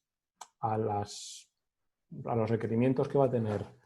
Entonces, la respuesta que te daría es sí, aplicamos todos los pasos, pero lo adaptamos al nivel de cada categoría.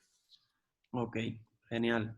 Y por último, me he fijado en las fotografías que has puesto de la temperatura.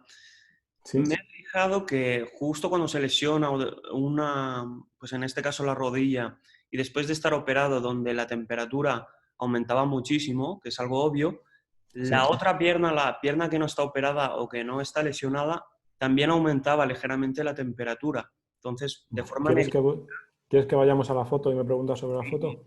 si sirve de apoyo, genial. Lo que tú me digas. Vamos a buscarla si quieres y me dices, dime tú cuál es. El día 1 after lesión ACL. Aquí, ¿Esta? aquí Sí. ¿ves? A mí me ha llamado la atención como en el día 1, por ejemplo, la pierna no operada también aumenta muchísimo la temperatura, sobre todo por debajo de la rodilla. Mi pregunta, y de forma anecdótica, era si simplemente es una respuesta del cuerpo, del organismo, que al final es un organismo vivo y todo está interrelacionado, o puede ser, por ejemplo, que tenga que apoyar mucho más con esa pierna, que en este Claro, caso no ha estado operada y aumente la temperatura. Solamente quería que opine claro. Pues que se puede. sí, precisamente eso es justo lo que comentas. Es lo que hemos estado hablando sobre las compensaciones. Al final, el día anterior te has roto el cruzado, porque esto es justo después de la lesión. El día anterior te has roto el cruzado, esta pierna no la puedes apoyar Vale. porque te duele a horrores.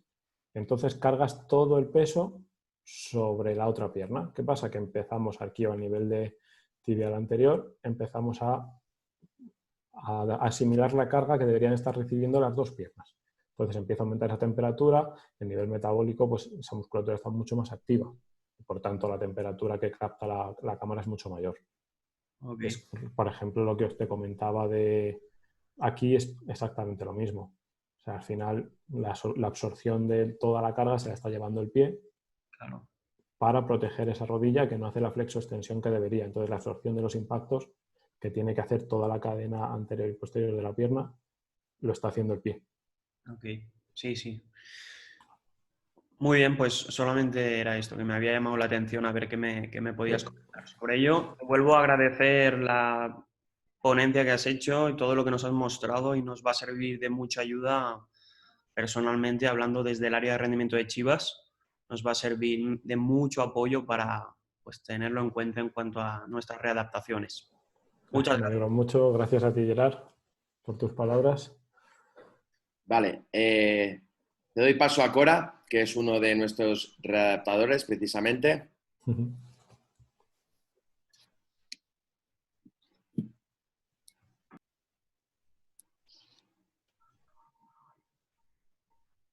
A ver si lo tenemos aquí. Sí, Eric, nada más no puedo activar el video. Ningún problema. Ok. Hola, Carlos. Gracias. Muy buena presentación. Gracias. Mi pregunta es la siguiente. En todas las lesiones, las abordas de la misma manera. Me refiero a las etapas que sigues o hay algunas que puedes entrar en una etapa un poco más adelante, no sé, de acuerdo a la gravedad de la lesión. Y la otra, el proceso, a ti tú lo recibes, primero pasa por un proceso con los fisioterapeutas o tú lo tomas desde un principio, tú lo llevas hasta que empieza a jugar, hasta el return to play, o solo lo llevas tú en una parte de este proceso. Vale, bueno, muchas gracias por tus preguntas. Sobre la primera, al final, como os he intentado transmitir durante la presentación, cada lesión es un mundo. O sea, si no podemos generalizar en todas las lesiones hacemos así o que depende de, por supuesto, en función de la gravedad, podrás comenzar con un tipo de tratamiento o un tipo de readaptación o tendrás que esperar a que esos tejidos estén preparados. O sea, por ejemplo, no es lo mismo un grado 1 que llamamos nosotros, que es un sobreestiramiento, en el que prácticamente no hay rotura de fibras, que cuando tienes un grado 3 con una rotura completa. Al final, los plazos de recuperación, hablando de lo que ese tejido va a tardar en estar cicatrizado y lo que va a tardar el jugador en recuperar sus capacidades, va a ser muy diferente y por tanto tendrás que ir adaptando poco a poco según se van recuperando. Si el jugador ese músculo no ha llegado a romperse o no es lo mismo un ligamento que se rompe que un ligamento que simplemente se sobreestira un poquito, obviamente no tendrás que seguir los mismos pasos. Entonces, sí que cuando las lesiones son de menor gravedad, sí que hacemos lo que es innegociable para nosotros, es esa reeducación del movimiento. O sea, eso lo hacemos siempre, que existe una lesión sin contacto, porque al final las lesiones con contacto no puedes hacer nada, porque no depende de lo que hace el jugador, sino de lo que le hacen. Pero sí que cuando son lesiones sin contacto, la reeducación es innegociable. Simplemente, pues, la intensidad y el tipo de actuación variará en función del tipo de lesión y de su gravedad. Y luego, en relación a la segunda, nosotros somos muy de trabajo multidisciplinar.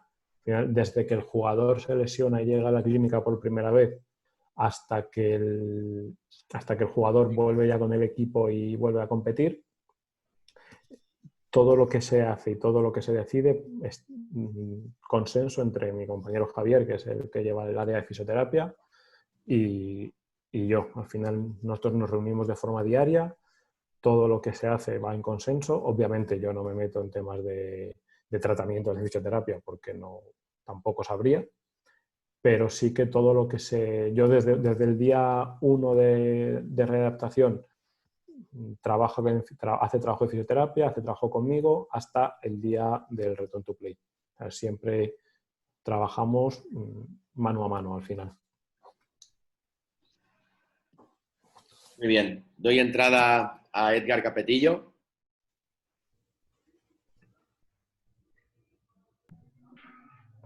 Hola, buenas noches. Hola, Edgar. Buenas noches. Mi pregunta... Silencia tu micrófono. Están ahí todas, están todos reunidos. El audio. Quítale el sonido. Una disculpa, ¿eh? Nada, tranquilo. Ok. La pregunta era, bueno, primero felicitarte por la ponencia, estuvo fantástica. Creo que tiene una muy buena secuenciación y lo tienes muy claro lo que hacen en el club. Mi Muchas gracias. pregunta es ¿qué criterios debe de reunir el jugador para poder lograr la integración total con el grupo? Si hay algunos criterios que tú tomes en cuenta que el jugador deba reunir en cuanto a carga externa o en cuanto a su perfil condicional que tenía antes de lesionarse, ya sea de sprint, de aceleraciones, o qué tipo de criterios debe de reunir para que tú puedas considerar ya la integración con el grupo. Vale. Gracias por tu pregunta, Edgar. Es muy interesante. Perdón, Carlos, me refiero a una lesión de ruptura del bíceps femoral y también a una de cruzado. No sé si sean distintos o sean similares. Sí, claro. Al final, como os decía antes, cada lesión es un mundo, entonces hay que tratarlas un poco de forma distinta. Pero a nivel de criterios, al final lo que buscamos es que el jugador esté preparado. ¿Y eso en qué se basa? Se basa en que sea capaz de superar todas las tareas, desde lo más básico e inespecífico hasta tareas de, pues lo que hablamos siempre de los worst case escenario. O sea, le ponemos dentro de su posición, le ponemos en diferentes tareas a ver si es capaz de superarlas o no. Pues, por ejemplo, en bíceps femoral pues estaríamos hablando si es un extremo pues de sprint y recorte y poner un centro, cosas así, a una máxima velocidad, tanto en fatiga como en estado basal, pero vamos, sobre todo que sea capaz de tener unas capacidades similares o incluso mejores a veces, porque sí que al ser cantera y no tener esa prisa que por lo general hay en fútbol profesional porque el jugador vuelva, sí que nos aseguramos de que el jugador esté en las mismas capacidades que antes de lesionarse o, si podemos, mejores. Entonces, a nivel de fuerza, que recupere los valores de fuerza que tenía o incluso los supere. A nivel de velocidad, lo mismo. Le ponemos diferentes tareas en fatiga para ver si es capaz de realizarlas tanto a nivel condicional como a nivel atencional, a nivel de visión periférica, si es capaz al final de tener lo que va a tener que hacer en el campo, tener que poder hacerlo antes. Y a nivel del ligamento cruzado anterior, lo mismo, pero además pues nos centramos un poquito más también pues a nivel psicológico, que el jugador esté fuerte y esté con ganas, que no tenga miedo. Mientras nosotros veamos al jugador con miedo, no le vamos a dar, que bueno, al final el alta no depende solo de nosotros, depende de los médicos, pero sí que los médicos pues, nos consultan mucho y no toman decisiones sin que les comentemos nosotros cómo vemos al jugador en el día a día. Y si el jugador tiene miedo, puede estar como un toro que no le vamos a dejar porque va a tender a sobreproteger y va a tener un mayor riesgo de lesión. Y pues también buscamos eso, que no se produzca ese valgo dinámico. Simplemente las pruebas serán distintas en función del tipo de lesión. Por ejemplo, en la lesión del bíceps femoral, pues no vamos a centrarnos tanto en si existe o no ese valgo dinámico, porque durante todas las temporadas han ido haciendo pruebas y si no hemos visto ese valgo normalmente es que no existe o no es un determinante que nos importe. No sé si contesta esto a tu pregunta, Edgar. Sí, Carlos, gracias. Muchas gracias. A ti. Vale, dejaremos dos preguntas que hay aquí de nuestros invitados. Doy paso a José Iván, que por favor solo me realice de las tres una pregunta, porque estamos terminando ya y aparte aquí en España es bastante tarde. Y luego a Miguel Ledesma. Por lo tanto, José. Sí, gracias. Sobre la herramienta se me hace fabulosa, se me hace de vanguardia, siempre más vale prevenir que lamentar. De verdad, ahí la ponencia está clarísima, hasta los que no estamos muy familiarizados con el tema de educación física. Es impresionante todo lo que conlleva el mecanismo, la naturaleza, y lo tienes bien claro, es perfecto. Sobre la herramienta, ¿es posible que pueda utilizar inteligencia artificial y trabajar en plataforma web para que puedan en algún momento tomar decisiones rápidas y evitar algún problema mayor? Claro, sí, lo que hacemos, precisamente la herramienta trabaja sobre una plataforma web en la que tú tomas las fotos con la cámara, las cuelgas en la plataforma en la que tienes ya el perfil del jugador creado y en cuestión de pues, menos de un minuto tienes un informe en el que te da todo. Entonces, lo que os decía, la toma de decisiones, desde que yo le hago la foto al jugador hasta que tengo una información objetiva sobre qué está pasando a nivel de temperatura, son 2-3 minutos, como mucho. Gracias. Nada. Miguel.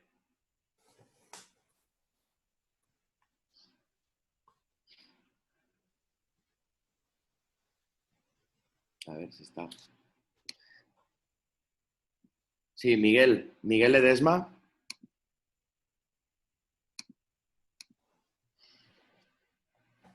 Bueno, pues si no... A ver.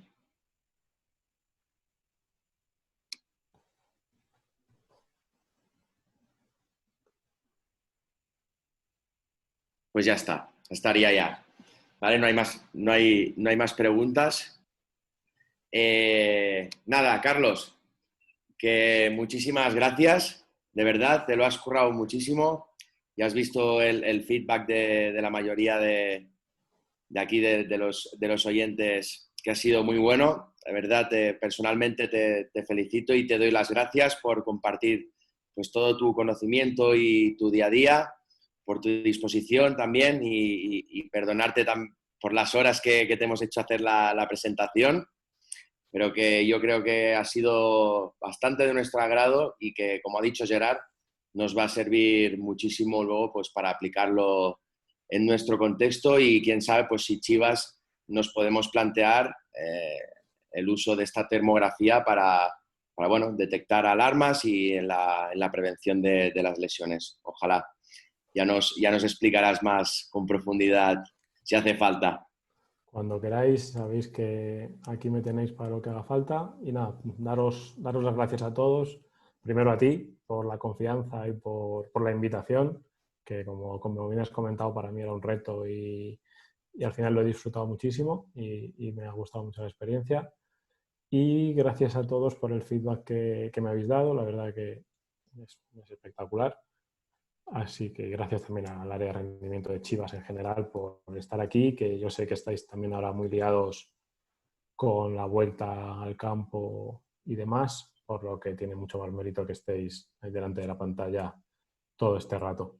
Así que nada, muchas gracias a todos, en definitiva, y ha sido un placer. Nada, un aplauso aquí, un aplauso virtual.